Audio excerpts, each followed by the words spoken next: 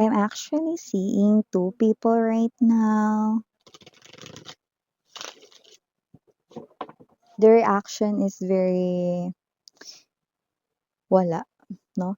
I'm not seeing smiling faces. It's just that they're looking at each other. Yun lang. Okay? Parang poker face, no? Eh, parang wala lang. Alam mo yung mukha ng parang wala lang, no? That kind of face card. Ang taray face card. Okay, so let us see. Oh, King of Cups. Yung isa, eh, ah, fa ah, I find it 'no, na parang ikaw yung isa, okay, and this person is appearing as the King of Cups 'no, may energy ng minsan mo ng minahal 'no, because, what I saw is something like sepia, like brownish vintage look or black and white 'no, papuntang gano'n na. So, meaning to say it's all about in the past 'no. Maybe this is a past person right in here na minsan mong minahal 'no, at nagkita kayo, let's see, or nakita mo siya, kita niya kayo. Okay.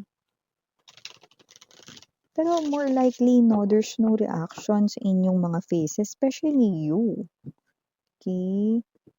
That kind of energy na parang poker face, poker face.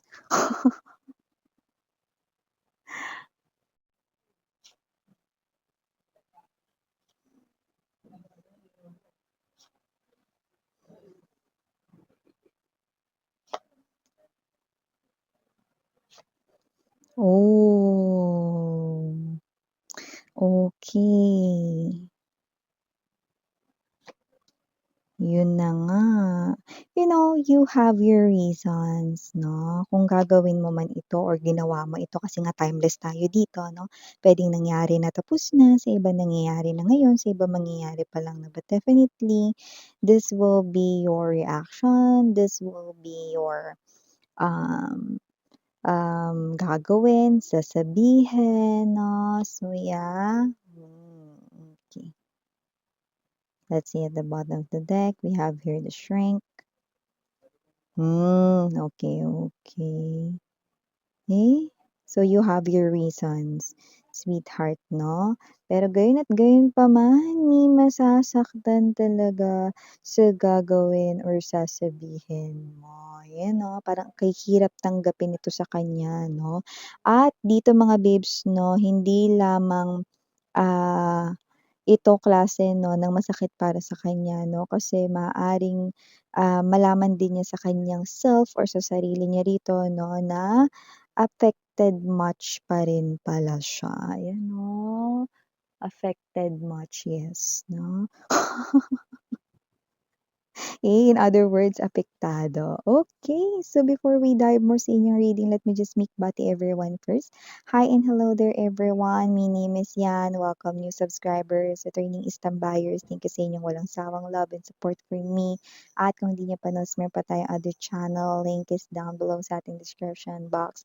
So if interesado, no, i-click lamang yung link na yan para kayo mapunta there at araw-araw ay nag-a-upload kayo ng collective readings. Nag-a-upload tayo ng collective readings doon, 'yan 'no.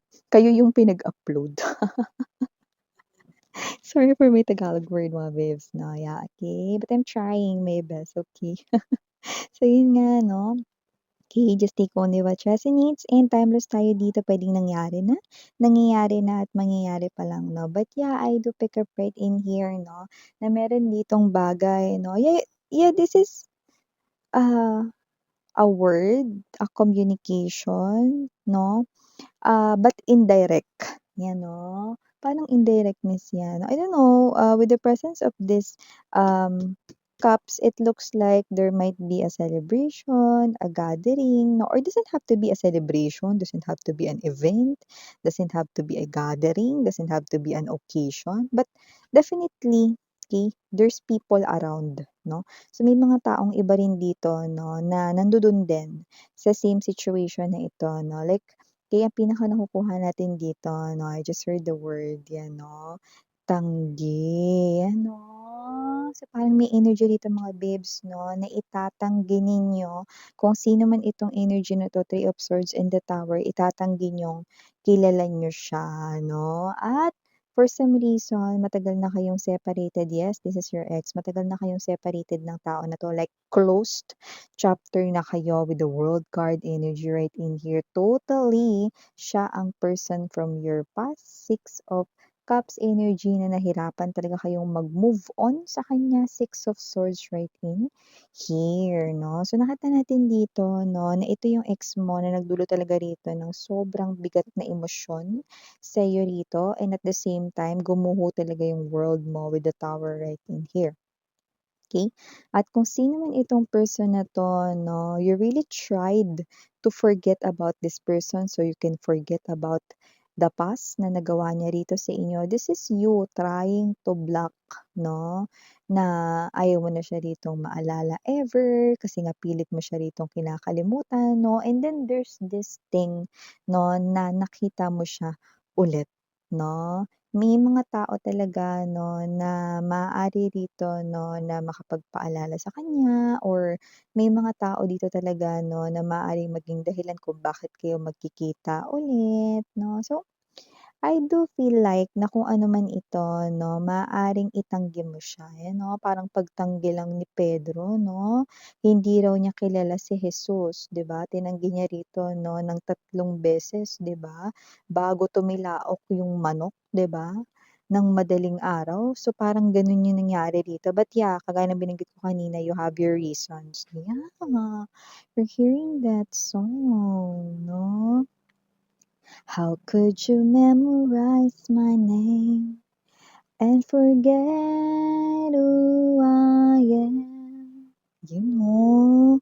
So, maaaring may energy rito 'no, na parang bakit gano'n lang kadaling nakalimutan dati. Alam na alam niya yung pangalan ko, ngayon parang nakalimutan na ako ni collective talaga ng parang hindi niya talaga ako kilala, 'yan 'no. Alam mo mga babes 'no, wala itong pinagkaiba 'no, doon sa kanta na, I remember the boy, boy with H, but I don't remember the feeling anymore.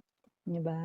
So, lahat ng gender dito ibig sabihin, pilit mo kinalimutan 'no, itong tao na 'to na rin kasi nga grabe naman yung ginawa niya sa life mo 'no, para kang dinala rito sa roller coaster 'no, going to hell dito sa person na ito 'no, nung naka-connect mo siya. So, parang gumuho talaga yung world mo because 'pag nagmahal ka kasi sweetheart, lumabas kasi dito 'no, you are someone 'no, na naging strong points mo 'tong tao na 'to 'no, nagbigay ng kalakasan 'tong tao na 'to sa'yo 'no. Pero nung iniwan niya nga kayo 'no, because there's this abandonment issue, 5 of coins 'no, nung iniwan niya nga kayo rito 'no, dahil siya rin yung pinagkukunan niyo ng lakas nung nawala siya 'no, naging mahina din kayo rito 'no. Ay hindi naman talaga maitatatawanan, sumandal talaga kayo rito, nagtiwala kayo sa tao na 'to 'no. Nasaktan kayo dito ng sobra kaya nga you have your reasons. Naiintindihan ko kung bakit niyo siya rito itinanggi 'no, dahil nga kayo ito na nagmo-move forward na at hindi rin naman basta-basta yung naidulot ng taong ito sa buhay ninyo.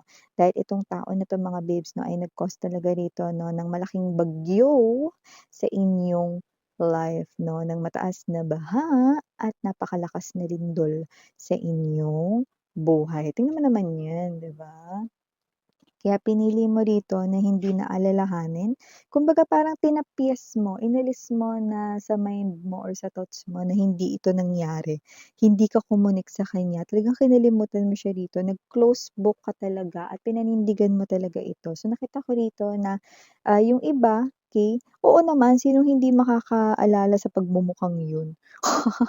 Oo naman 'no, maaalala at maalala mo yun, pero itatanggi mo pa rin dito kasi nga ayaw mo ng kumunik sa kanya, 'yan 'no, para maiwasan dito. So, nakikita natin dito 'no, that during that time, okay, because you're trying to forget the pain 'no, and you're trying to forget the past, okay. That's why this person right here 'no, siya rin pilit mo ng kinakalimutan. So, during that situation wherein nandun din yung ibang mga tao sa paligid 'no, this person will definitely, titingin siya sa kung nasaan kang direksyon, will definitely, take glances on you guys, 'no, and wala siyang makukuhang reaction from you, okay?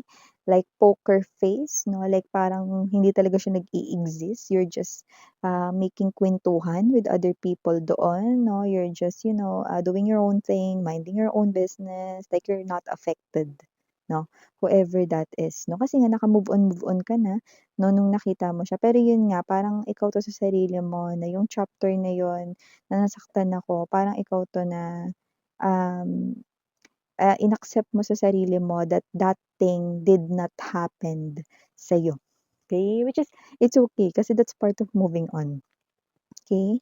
Kasi nga you're trying to start, okey, something fresh sa life mo na ginagawa mo na 'no, bago mo ulit na nakita itong ex mo na 'to 'no. Pero malalaman ng ex mo kasi akala ng ex mo naka-move on na rin siya sa'yo, mm.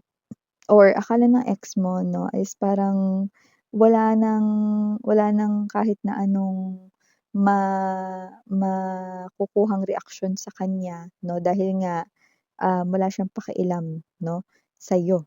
Pero nagulat talaga siya rito, actually masasaktan siya with the Three of Swords 'no, sa reaksyon mo, okey? Kasi nga parang, hindi mo siya kilala pero 'di ba siya yung minsan mo na talaga naka-holding hands 'no, siya yung ganyan 'no, kaya nga yun yung song na narinig natin 'di ba, How Could You daw.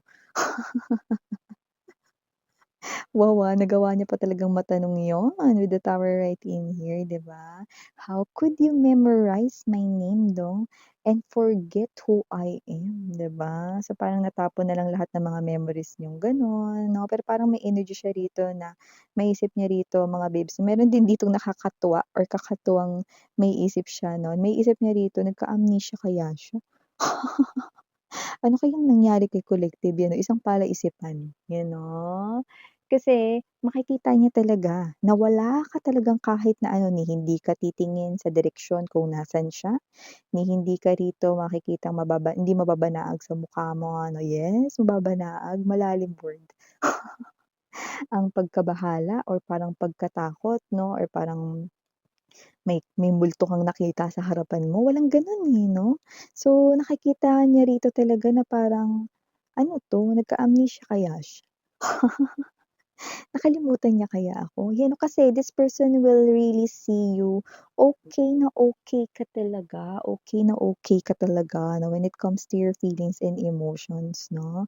So, I do see that this is you're not trying to portray like tapang-tapangan or lakas-lakasang loob 'no, hindi. Talagang okey ka na talaga sweetheart 'no, you're just acknowledging that the tragic past with this person didn't happen kahit nangyari yun 'no. It's part of your moving on, it's part of your moving forward with your life. So, I'm seeing you mas matapang na kayo ngayon. So, your person right in here 'no, who happens to be your ex is siya yung parang makakaramdam ng pain 'no, na parang, "Ay masakit pala."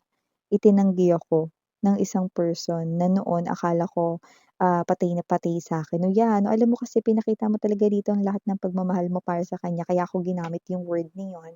Kasi ang energy niya rito is parang talagang you gave your all, 'no, with this person, 'no. You even talagang surpasses, 'no, yung mga expectations niya when it comes to love, 'no, nalampasan mo lahat ng yun kaya nagulat talaga siya, 'no, na parang nakalimutan mo na siya dito. And with the Queen of Swords energy, okay, you're trying to cut off this person here for good. So you're not really wanting this person here to see around again. So I do see that this is you, okay, with all strength, with all that very strong personality, you're moving forward at itutuloy-tuloy mo tong nasimulan mo na dito. With your new pace, with your new chapter, no, your own life. That's why you're minding your own business. You're not trying to wear a false mask right in here because you're okay na talaga. Okay? But this person, siya pala yung hindi okay. Ito pa. So yeah, I remember the boy, but I don't remember the feeling. Yun, di ba? Yeah, it's okay, you have your reasons 'no, at nakita ko nakatulong naman yang ganyan na ginawa mo 'no, kasi talagang naiangat mo yung sarili mo, naitayo mo ulit yung sarili mo dito sa pagkakalugmok mo sa lupa because of this person right here 'no, na na-experience mong tragic past sa kanya. So yeah, for the initials right in here, yes we have here the letter P. Andito rin ang letter R. We also have here the letter S. Mawawala ba ang letter K? Andito rin ang letter M. And for some reason, the M, no, possible na double. Okay, we also have here, no, isa pang double letter na nakikita ko. We have here the letter E. Andito rin mawawala ba ang letter G? And last but not the least, we have here the letter H. So yeah, these are all the messages I've got right here for you, sweethearts. Thank you so much again, Miriana, Annie, Sarah, Nia, Love and Light. Bye bye.